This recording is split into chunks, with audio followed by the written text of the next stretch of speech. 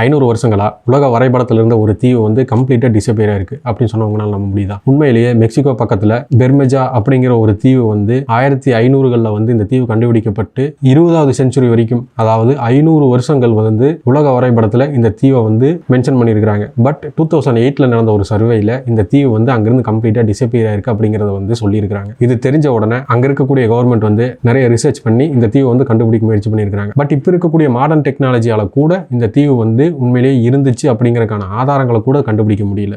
ஏன்னா அந்த அளவுக்கு இது வந்து கம்ப்ளீட்டா டிசப்பியர் ஆயிருக்கு. இதுக்கு உள்ளூர் மக்கள் சொல்லக்கூடியது என்னன்னா, இந்த தீவு வந்து ஒரு பேய் தீவு, மர்மமான தீவு. இந்த தீவு வந்து சில நேரங்களில் காட்சி அளிக்குது. அந்த கடல் வழியா போகக்கூடிய கப்பல்கள் இருக்கக்கூடிய ஒரு சிலர் வந்து இந்த தீவை பார்த்ததா சொல்றாங்க. ஆனா அதுக்கான எந்த ஒரு ஆதாரமும் அவங்ககிட்ட கிடையாது. இன்ஃபேக்ட் ஒரு போட்டோ காப்பி கூட அந்த தீவை பத்தி யாருக்கிட்டையுமே கிடையாது அப்படிங்கறதான் ஒரு உண்மை. அப்படிங்கிறப்ப இந்த தீவு வந்து 1500ல எப்படி இந்த தீவு இருந்தது அப்படிங்கறத கண்டுபிடிச்சாங்க அப்படிங்கிறதே ஒரு கேள்வி. அந்த கண்டுபிடிக்கப்பட்ட தீவு 500 வருஷங்களுக்கு அப்ப இப்ப காணாம போச்சு அப்படிங்கிறது மிகப்பெரிய ஒரு மர்மம். அப்படிங்கிற எல்லா விஷயத்தையும் நம்ம இந்த வீடியோல ஃபுல்லா பார்க்க போறோம். இந்த வீடியோ வந்து ரொம்ப மிஸ்டீரியஸாகவும் இன்ட்ரெஸ்டிங்காகவும் இருக்கும். ஸோ ஸ்கிப் பண்ணாம பாருங்க.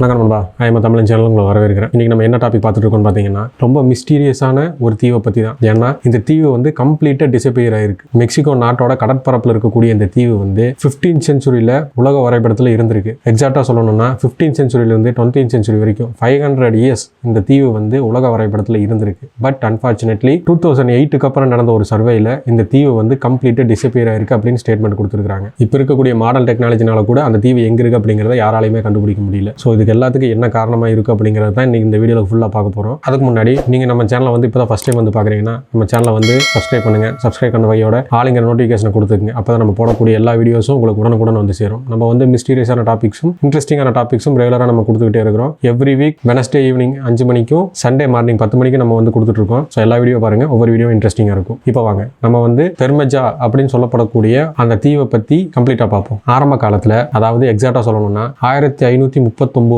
இந்த தீவு வந்து மெக்சிகோவோட கடற்பரப்புல சுமார் 150 கிலோமீட்டருக்கு அந்த பக்கம் தள்ளி இருக்கிறத வந்து கண்டுபிடிச்சு அதை வந்து மெக்சிகன் நாட்டோட வரைபடத்துல அதை வந்து காமிச்சிருக்காங்க. அந்த டைம்ல அந்த தீவு எப்படி இருந்துச்சுன்னு அவங்க வந்து சொல்றாங்க அப்படின்னா, சிவப்பு கலர்ல அல்லது பொன்னிறம் கோல்டன் கலர்ல இந்த தீவு வந்து பிரகாசமா மின்னிட்டு இருந்துச்சு அப்படிங்கிற மாதிரி அவங்க வந்து ஒரு ஸ்டேட்மெண்ட் வந்து கொடுத்துருக்காங்க. அதுக்கான காரணத்தையும் நான் போக போக சொல்றேன். இவங்க வந்து 15th செஞ்சுரியில இந்த தீவை கண்டுபிடிச்சு அதுக்கப்புறம் தொடர்கதையா 500 வருஷம் வந்து இந்த தீவு உலக வரைபடத்துல இருந்திருக்கு. இப்ப கூட நீங்க போய் லாஸ்ட் செஞ்சுரியோட மேப் எடுத்து பாத்தீங்கன்னா கூட இந்த தீவு வந்து மெக்சிகோ நாட்டுக்கு பக்கத்துல இருக்கும். ஆனா இந்த தீவுக்கு மனிதர்கள் யாரும் போனதா எந்த ஒரு ரெக்கார்டுமே கிடையாது. ஏன்னா அது ரொம்ப டிஸ்டன்ஸ்ல இருக்கிறதுனாலையும் பார்க்கறதுக்கு மற்ற தீவுகள் மாதிரி இல்லாம, மற்ற தீவுகளை பார்க்கறதுக்கு எப்படி இருக்கும், மரம் இருக்கும், சுத்தி வந்து கடல்ல கொஞ்சம் நம்ம வந்து போய் இறங்குற மாதிரியான ஒரு அட்மாஸ்பியர் அந்த இடத்துல வந்து இருக்கும். பட் இங்க வந்து அந்த மாதிரி எந்த ஒரு அட்மாஸ்பியருமே கிடையாது. இன்ஃபேக்ட் இன்னும் தெளிவா சொல்லணும்னா அந்த தீவை சுத்தியும் கடல் பரப்பு வந்து ஒரு நிலைத்தன்மை இல்லாம கடல் வந்து கொஞ்சம் சீற்றமா இருந்திருக்குது. ஸோ இந்த காரணத்தினால அந்த தீவுக்கு வந்து அதிகமா யாரும் போனது கிடையாது. ஆர்வம் நிறைய பேருக்கு இருந்திருக்குது. ஆய்வாளர்கள் கூட போற முயற்சி பண்ணியிருக்காங்க. பட் எல்லாமே ஃபெயிலியர் தான். அதனாலேயே வந்து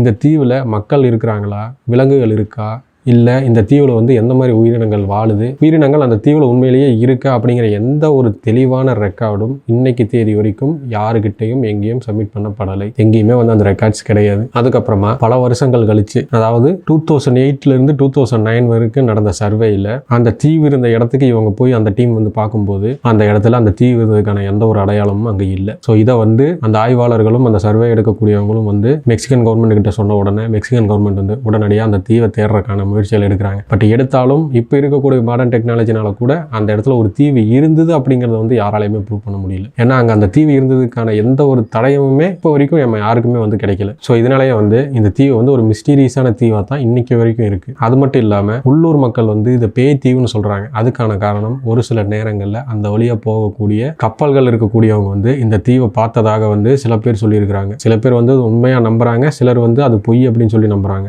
அது மட்டும் இல்லாம இந்த தீவு வந்து பொன்னிறமா இருக்கு அப்படிங்கிற மாதிரி ஒரு ஸ்டேட்மெண்ட் மென்ஷன் பண்ணியிருக்காங்க அப்படின்னு சொன்னேன் இல்லையா. அதுக்கான காரணம் என்னன்னா, இந்த தீவு வந்து கோல்டன் கலர்ல பிரகாசமா மின்னி இருக்குது. இதை வந்து உள்ளூர் மக்கள் எப்படி நம்புறாங்கன்னா, இந்த தீவு வந்து தங்க சுரங்கமா இருந்திருக்கு. அதனால வந்து சிலர் வந்து இந்த தீவுக்கு போய் இந்த தீவுல இருக்கக்கூடிய தங்கங்களை எடுத்து இந்த தீவையே வந்து அடியோட அழிச்சிட்டாங்க அப்படிங்கிற மாதிரியும் சிலர் சொல்றாங்க. ஆனா கவர்மெண்ட் சைட்ல என்ன சொல்றாங்கன்னா, இந்த தீவு வந்து கடல் மட்ட உயர்வால மூழ்கி இருக்கலாம் அப்படிங்கிற மாதிரி ஸ்டேட்மெண்ட் சொன்னாலும் ஒரு சிலர் அதை வந்து ஏத்துக்கல. என்ன காரணம்னா, மணல் மேடா இருக்கக்கூடியது கடல்ல மறையிறதுக்கான வாய்ப்புகள் அதிகம். ஆனா ஒரு தீவே வந்து கம்ப்ளீட்டா டிசப்பியர் ஆயிருக்குது, இன்னைக்கு வரைக்கும் அது இருந்ததுக்கான தடயமே இல்லை அப்படிங்கிறப்ப இதை வந்து ஏத்துக்க முடியாது அப்படிங்கிற மாதிரியான ஒரு சில கருத்துக்களும் முன்வைக்கப்படுது. இன்னும் சிலர் என்ன மாதிரி ஸ்டேட்மெண்ட் சொல்றாங்கன்னா, இந்த தீவை வந்து மெக்சிகோவும் அமெரிக்காவும் பிரிக்கிறப்ப இந்த தீவை வந்து அழிச்சிட்டாங்க, அணு ஆயுத சோதனைகள் பண்ணினதுனால வந்து இந்த தீவு அழிஞ்சிருக்கலாம் அப்படிங்கிற மாதிரியான ஒரு சில கருத்துக்களும் முன்வைக்கப்படுது. ஆனால் அதுக்கு எந்த ஒரு ரெக்கார்டுமே கிடையாது. இது வந்து யூகத்தினால சொல்லப்படக்கூடிய ஒரு கதையை தவிர இதுக்கு எந்த ஒரு ஆதாரமும் கிடையாது. கிட்டத்தட்ட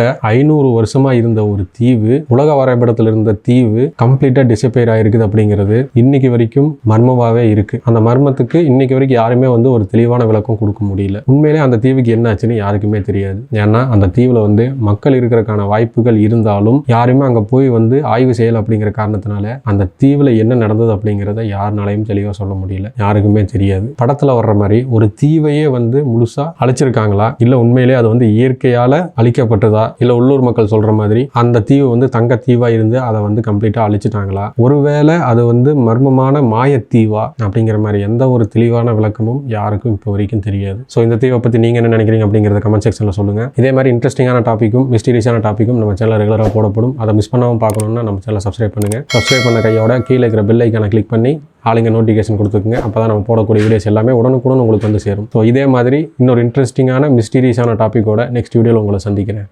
தேங்க்யூ.